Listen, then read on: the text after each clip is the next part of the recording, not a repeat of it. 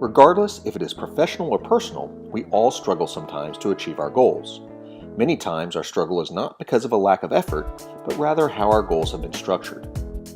Anytime you set a goal or if you find yourself struggling while working towards a goal, keep in mind the word SMART. SMART is an acronym that can be used to help evaluate and add structure to your goals.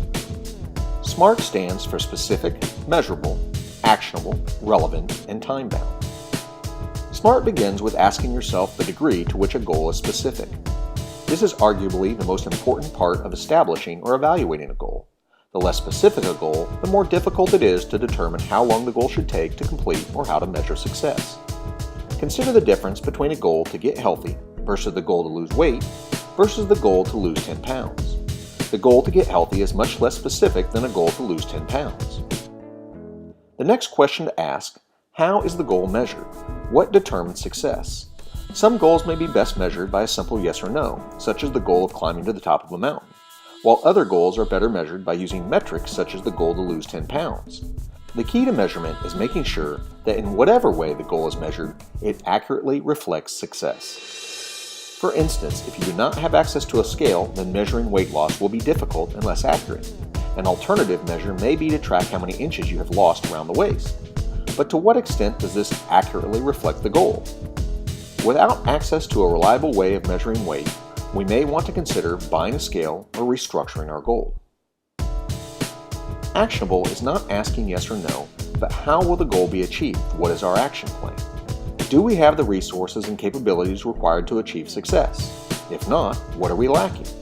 Well-designed goals provide clarity of action. If the actions required to achieve a goal are unclear, or there are a large number of actions that need to be taken, we should consider breaking down the main goal into manageable, actionable sub-goals. In isolation, any single goal is relevant, but in life we most often are in the process of pursuing multiple goals. A common issue we face is having too many goals at the same time or pursuing the wrong goals. With this in mind, we need a mechanism to help us monitor our goals to make sure we are pursuing our most relevant goals at any given moment in time. One technique is to place goals in a matrix that looks at effort required versus perceived value of achieving the goal.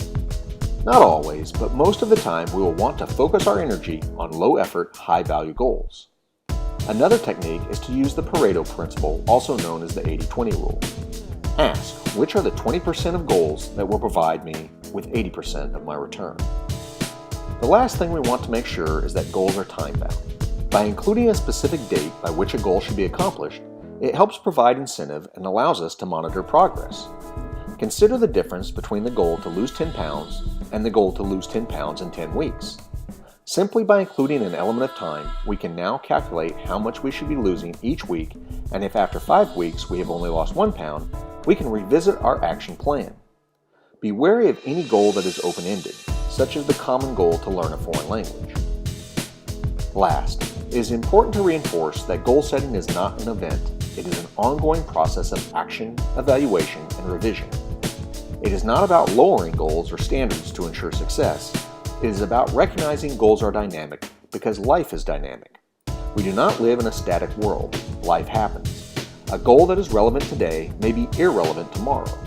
When using SMART, stay flexible and motivated by setting aside time to reevaluate your goals on a regular basis.